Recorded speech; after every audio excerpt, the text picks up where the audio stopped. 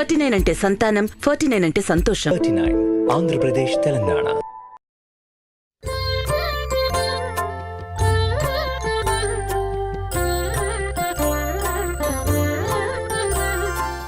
నమస్తే రమగారు. నమస్తే జయ. రమగారు, బుద్ధునికి సంబంధించిన కథలు చాలా బాగుంటాయని విన్నానండి. కొన్ని చెప్పుకుంటాం కదా మనం. అందులో భాగంగా ఏమైనా ఒక కథ చెప్తారా? అయితే చందమామలో అహింసా జ్యోతి పేరుతోటి బుద్ధ చరిత్ర ఒక పుస్తకంగా ఉంది. పాత సీరియల్ 60s రిలీజ్ అయింది. అది మొత్తం బుద్ధుని చరిత్ర కాకుండా అందులోంచి కొన్ని కథలు చాలా జనానికి ఆకర్షణీయంగా ఉండే మంచి కథలు ఉన్నాయి జయ. అవి తీసుకుందాం. అంగుళిమాలుడు అని ఒక గజ దొంగ. అంగుళిమాలుడు అంటే వేళ్ళని మాలలుగా వేసుకున్నాడు. అంగుళులు వేళ్ళు మాలలుగా ధరించాడు. అలాంటి ఇంట్రెస్టింగ్ కథ. అంగుళిమాలుడి కథే చాలా ప్రత్యేకంగా వినపడుతుంది. అయితే మరి ఇది అంగుళిమాలుడు ఒక దొంగ, ఒక కిరాతకుడు. బుద్ధ దర్శనం వల్ల అతను మారిపోయాడు. అది వింటాం. అసలు అంగుళిమాలుడి బేసిక్ కథ ఇంకొంచెం డిఫరెంట్గా కనపడుతుంది. కోసల రాజ్యంలో ఒక పురోహితుడు ఉండేవారట, కోసల రాజు గారి దగ్గర. ఆయన భార్య లేక గర్భవతి అయ్యి ఒక కుమారుణ్ణి ప్రసవించింది. ఆ పిల్లవాడు పుట్టేసరికల్లా ఊళ్ళో అన్ని కత్తులు కటార్లన్నీ ధగధగా మెరిసిపోయినాయిట పిల్లవాడు పుట్టినప్పుడు. అయితే ఏమైంది, ఆశ్చర్యపోయాడు. పిల్లాడు పుట్టంగానే మన పిల్లవాడు పుట్టిన ముహూర్తంలో ఇట్లా ఎలా జరిగింది అని ఆశ్చర్యపోయి పురోహితుడు ఏం చేశాడు, ఒక జ్యోతిష పండితుడి దగ్గరికి వెళ్ళి పిల్లవాడి జనన కాలం లెక్క కట్టించాడు.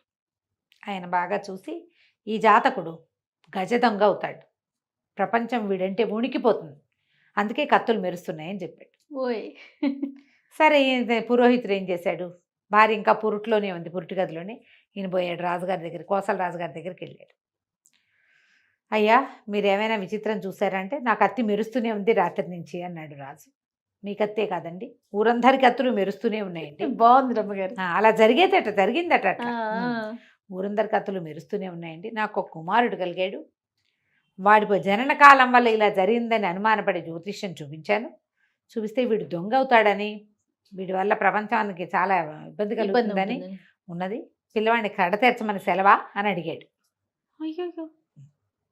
అడిగేసరికల్లా రాజు అన్నాడు, వద్దొద్దు, ఎందుకు అట్లా, ఒక్కడి వల్ల ఏమైపోతుంది, ఒక్కడు దొంగ అయితే ప్రపంచానికి వచ్చేది ఏముంది, వాడు దొంగ అవడం వల్ల ఏదో కొంత ఇబ్బంది వస్తుంది, అది మనం మేనేజ్ చేసుకుందా, లేవయ్యా, నీకు లేక పుట్టిన కొడుకు, జాగ్రత్తగా పెంచుకో, పర్వాలేదు, మేనేజ్ చేద్దాం అన్నాడు. సరేనని పిల్లాడికి అహింసకుడు వాడి పేరు, హింసే చేయని వాడు అని పేరు పెట్టి పెంచుకున్నారు. పిచ్చి తెలివైన వాడు ఎంత యాక్టివో. 8 ఏళ్ల తర్వాత 8-9 ఏళ్ళు వచ్చాక గురువుగారి దగ్గర చేర్చారు విద్యాభ్యాసానికి. ఎంత బాగా చదువుకునేవాడో. అన్నీ బాగానే ఉన్నాయి. 18, 19 ఏళ్ళు వచ్చేసరికల్లా మొత్తం పాఠశాలలో అగ్రగణ్యుడిగా ఉన్నాడు వాడు. బాగుంది. 19, 20 వచ్చినాయి. అయితే మిగిలిన శిష్యులకు ఒక మత్సరం పుట్టింది ఈ పిల్లవాడి మీద, ఈ అహింసకుడి మీద. వీళ్ళు ఎట్లా చెప్పారంటే, అమ్మగారు వాడిని ప్రత్యేకంగా చూస్తారు, అమ్మగారితో వీడు సంబంధం కలిగి ఉన్నాడని ఒక మాట పుట్టించారు. అయ్యో. గురువిణి గారితోటి, గురుమాతతో చెప్పేసరికల్లా గురువు గారికి చెప్తే ఆయన నమ్మల. ఆయన ఒక ప్రయత్నం చేసి చూద్దామని భార్య ఈ కుర్రాడితో ఎలా ప్రవర్తిస్తుందో చూద్దామనుకున్నారు. ఆవిడ మామూలుగానే ఉంది. కాకపోతే ఏంటంటే, వీడు మొత్తం పాఠశాలలో అత్యంత తెలివిగల పిల్లవాడి పట్ల కొంచెం ఆపేక్షగా ఉంటారు ఆడవాళ్ళు, పెద్దవాళ్ళు సహజంగా. ఈ శిష్యుల తాలూకు మత్సరము, వీళ్ళ కుయుక్తి ఆవిడకి తెలీదు. సారా నాయన, నువ్వు ఇంకొంచెం తిను, ఎదిగే పిల్లవాడివి, ఏమంత చదువుకునేవాడివి అని ఇంకో ముద్ద ఎక్కువ పెట్టేది. ప్రేమగా చూసేది. తెలివైన పిల్లలు, బ్రైట్ కిడ్ పట్ల ఎలా ఉంటుంది అంతే. అలాంటిదే ఈయన ఇంకోలా అర్థం చేసుకున్నాడు. మన ఏ దృష్టితో చూస్తే ఏ రంగు కళ్ళద్దాలు పెట్టుకుంటే ఆ రంగే కనపడుతుంది ప్రపంచం. దాంతో ఈయనకి ఎలాగైనా చంపేద్దామనిపించింది. తన భార్యతో సంబంధం పెట్టుకున్నాడు వీడని. చంపేయడానికి భయం వేసింది. ఎందుకంటే ఈ పాఠశాలకి ఆయన పెయిడ్ పాఠశాల అది. ఓహో. శిష్యులు ఎవరు రారు. ఇలా ఆలోచించి ఏమన్నాడంటే, ఒరే అబ్బాయి, ఇక నుంచి నీకు నేను చదువు చెప్పను. నీకు చదువు చెప్పాలంటే నువ్వు గురువాజ్ఞ ఒకటి అవలంబించాలి. నేను చెప్పింది చేయాలంటే. ఈ అబ్బాయి ఏమనుకున్నాడు హింసకుడు, అయ్యో నాకు చాలా చదువుకోవాలంది, ఏం చేయమంటారో చెప్పండి అన్నాడు. 1000 మందిని చంపి 1000 మంది వేళ్ళు సమర్పించాలి నాకు నువ్వు. ఒక వ్యక్తిని చంపి వాళ్ళ చిటికెన వేలు పక్కన దాచిపెట్టుకో. 1000 చిటికెన వేళ్ళు సమర్పిస్తేనే నీకు విద్య, ఫర్దర్ విద్య, బేసిక్ విద్యలు అయిపోయినాయి. ఓకే అని చెప్పేసరికి వీడు ఆశ్చర్యపోయి, అయ్యో మా వంశాచారం దీనికి ఒప్పుకోదండి, ఇతరులని హాని చేయకూడదు మేము, మా పద్ధతి కాదు అది. కానీ మీరు చెప్పారు, మీరు గురువు, పైగా మీరు ఏది చెప్తే అది చెయ్యాలి, నాకు చదువు కావాలి, దానికోసం నేను ఏమైనా చేస్తా, సరే ఇదే చేస్తాను అలాగేనని అడవిలోకి వెళ్ళిపోయాడు. ఎవరు కనపడితే వాళ్ళని చంపేసేవాడు, వాళ్ళు వేలు కత్తిరించి దాచిపెట్టుకునేవాడు. చేస్తాడు. ఇక ఇట్లా జరుగుతోంది. ఇంకా అక్కడి నుంచి ఊరంతా ప్రచారం అయిపోయింది, వాడు చిటుకని వేళ్ళు కత్తిరించుకుంటాడని. చంపి వేలు తీసుకోవాలి, బతికుండగా వేలు తీసుకునేది కాదు. చంపేసే గురువుగారు ఏం చెప్పాడు, చంపాలి వేలు కత్తిరించాలి అన్నాడు. ఒట్టిగా వేలు కత్తిరించుకుంటానంటే వదిలేస్తారు, వేలు కత్తిరించుకుని తీసుకుంటాడు, బతికే ఉంటారు. వేలుతోటి ప్రాణం పోదు కదా, బాధగా ఉంటుంది. కానీ ఇతను అట్లా కాదు, చంపి తీసుకోవాలన్నది నియమం. క్రమంగా ఇతనికి అంగుళిమాలుడని పేరు వచ్చింది. ఈ జరిగిన క్రమం అంతా చూసి పురోహితుడి భార్య అంటున్నారు, వీడు మన పిల్లవాడి లాగానే ఉన్నాడు, ఇటు మనవాడేనేమో, ఏ వయసులో వాడు గజదంగ అవుతాడు అనేది ఒక ఇది ఉంది. వీడు దొంగ అనుకుంటున్నారు జనం వాడిని. దొంగ కాదు, ఏం కాదు, వాడు చేసే పని వేరే. అక్కడి నుంచి ఆ చుట్టుపక్కల ఊళ్ళల్లో అంతా ఎవడో వేలు కత్తిరించేస్తాడు, చంపేస్తాడని బాగా పుట్టేసింది. వాళ్ళంతా పరిగెత్తుకుంటూ రాజుగారి దగ్గరికి వచ్చారు. వాడు కొన్ని వందల మందిని చంపేశాడు, వీడిని పట్టుకోండి అని.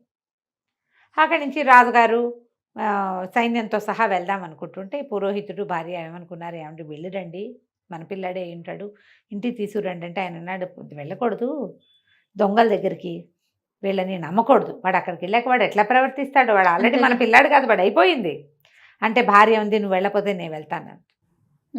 రాజుగారి సైన్యం కంటే ముందే ఈవిడ బయలుదేరి, తల్లి బయలుదేరితే ఆ సమయానికి ఎక్కడి నుంచో జేతవనం వైపుకి వస్తున్నటువంటి బుద్ధ భగవానుడు ఈ అడవిలోకి వచ్చాడు.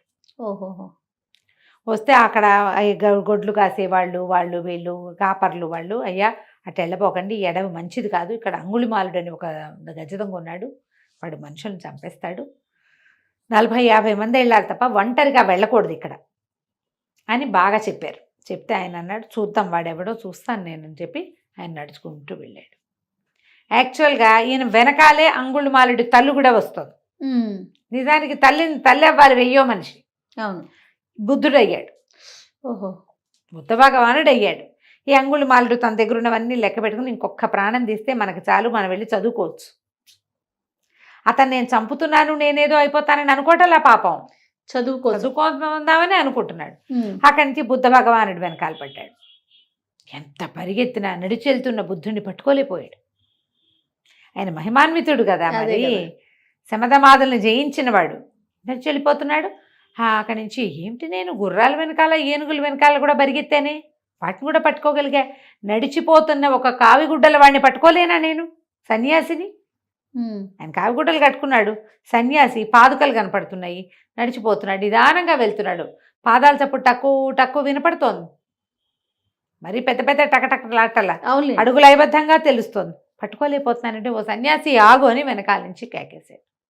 ఆయన అన్నాడు, నువ్వు నాకు దూరంగా ఉండు, నన్ను ముట్టుకోవద్దు, నువ్వు హింసాత్మకుడివి, హింస చేసేవాడిని, వాడు నన్ను ముట్టుకోవడానికి వీల్లేదంటే తను ముట్టుకోలేకపోతున్నాడు. కానీ ఆయన వెనకాల పడ్డాడు. పడేసరికల్లా ఆయన వెనక్కి తిరిగి మధ్య మధ్యలో మాట్లాడుతూ, ప్రాణిహింస ఎంత మంచిది కాదు చెప్పాడు. నువ్వు ఇప్పుడు పుట్టావంటే ఇంతకుముందు చచ్చిపోయావన్నమాట, మళ్ళీ పుట్టడం లేని దాన్ని సాధించు. నువ్వు పుట్టావు అంటే ముందు చచ్చావు అని అర్థం. ముందెక్కడో పోతేనే ఇక్కడ పుట్టావు, నువ్వు ఇంకా మళ్ళీ పుట్టద్దు అంటే నీవు ఇక్కడ ఒట్టి మరణం కాకుండా కైవల్యాన్ని సంపాదించాలి, అది ఎట్లా భగవంతుని చెందాలో చూసుకోవాలని బాగా బోధించేస్తారు కదా. ఈ అంగుళిమాలుడికి ఎప్పుడో పూర్వజన్మల నుంచి చేసుకున్నటువంటి అతని పుణ్యద్వారాలనే తెరుచుకున్నాయి బ్రెయిన్లో. నేను చదువు కోసం చేశాను కానీ ఈ పని తప్పు అని ఇప్పుడు అర్థమైంది. ఆయన వెనకాల ఏడుస్తూ జేతవనానికి వచ్చేసాడు. వచ్చేసి సన్యాసం పుచ్చుకున్నాడు. రాజుగారు సైన్యంతో కలిసి అడవిలోకి వెళ్ళాడు.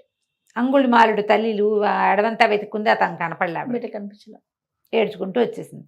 రాజుగారు వెళ్ళాడు, రాజు కూడా కనపడలేదు. అక్కడి నుంచి రాజు ఏం చేశాడు, ఇంత దూరం వచ్చాం కదా, జేతవనానికి వెళ్దాం, బుద్ధ దర్శనం చేసుకుందామని బుద్ధుడి దగ్గరికి వెళ్ళాడు. వెళ్ళేసరికల్లా ఆయన కొంచెం చూచాయిగా తెలిసింది అతను ఇటు వచ్చాడు అని. నేను ఎందుకు వచ్చావు, ఏమిటి నాయన, ఏమిటి ఈ సమయంలో ఎందుకు వచ్చావు, ఏమిటి, బింసారుడు ఏమైనా నిన్ను ఇబ్బంది పెడుతున్నాడా, ఇతర రాజులు ఏమైనా ఇబ్బంది పెడుతున్నారా, ఎందుకు వచ్చావంటే ఏం చెప్పాను ప్రభు, ఇక్కడ ఈ అడవిలో అంగుళిమాలుడు అని ఒక గజ దొంగ తయారయ్యాడు, వాడు మనుషుల్ని చంపేస్తున్నాడు, వాడిని పట్టడానికి వచ్చాం అంటే ఇక చంపడు, అతను సన్యసించాడు, సన్యసిస్తే 1000 మందిని చంపింది ఎట్లా పోతుంది, అంతేగా. అక్కడి నుంచి ఆయన పిలిచాడు అంగుళిమాలుని. పిలిచేసరికల్లా రాజు నిర్ఘాంతపోయాడు. ఒక దొంగ, హంతకుడు, క్రూరుడు అయిన వాడిని బుద్ధ భగవానుడు వాడిని దగ్గర చేసుకుంటాడని ఆయన నమ్మల. అది అంగుళిమాలుడిని చూసేసరికల్లా అప్పుడు నమ్మాడు. తనకి ఇట్లా కాసుకోక అంటారు, ఇట్లా పైకి కట్టుకునే వస్త్రం, ఆ వస్త్రం ఊడదీసి అతనికి అప్పచెప్పి ఇవ్వబోయాడు.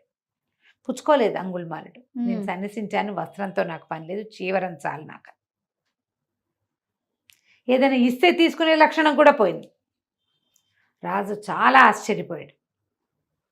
అయితే బుద్ధ భగవానుడు రాజుకి సమజాయించి నాకు అర్థమయ్యేలా చెప్పాడు కోసల రాజుకి, ఇతను ఇంకా ఎవ్వరి జోలికి రాడు, నీ దారి నువ్వు వెళ్ళిపోను.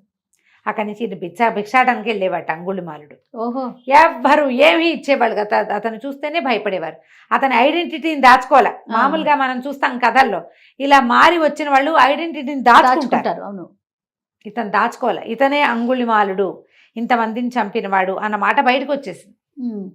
అతను చూస్తేనే భయపడి వణికిపోయేవాళ్ళు, ఎవరు అన్నం కూడా పెట్టేవాళ్ళు, ఆకలి దహించుకుపోయేది పాపం.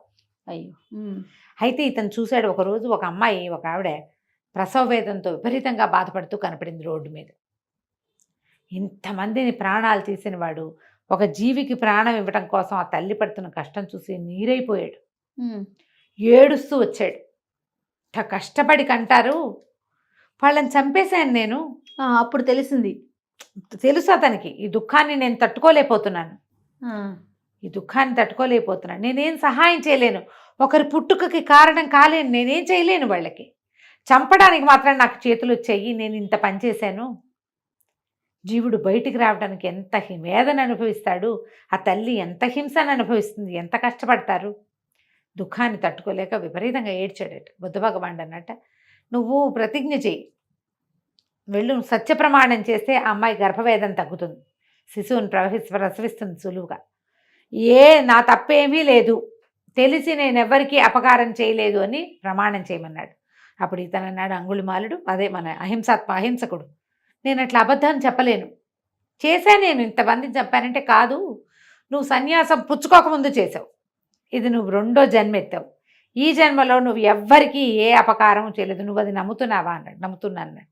నువ్వు సన్యాసం పుచ్చుకున్నది నిజమయ్యి నువ్వు నమ్మి తీసుకుంటే ఆ మాట వెళ్ళి ప్రమాణం చేయి, నీలో నిజం ఉంటే ఆమెకి ఆ హింస తగ్గిపోయి ప్రసవం సులువుగా అయిపోతుందంటే ఇతను మళ్ళీ వెనక్కి వెళ్ళాడు. ఆ ప్రసవ వేదన పడుతున్న స్త్రీ దగ్గర ప్రమాణం చేసేట, తెలిసి నేను ఎవ్వరికీ ఏ అన్యాయము ఏ హింస చేయలేదు, ప్రాణి హింస చెయ్యని వాడనైతే ఈ స్త్రీకి సుఖప్రసవం కావాలంటే 5 నిమిషాల్లో ప్రసవించేసిందట. బా, గ్రేట్. ఆ తర్వాత అతను చాలా బాధపడి పదే చెప్పేబట్ట.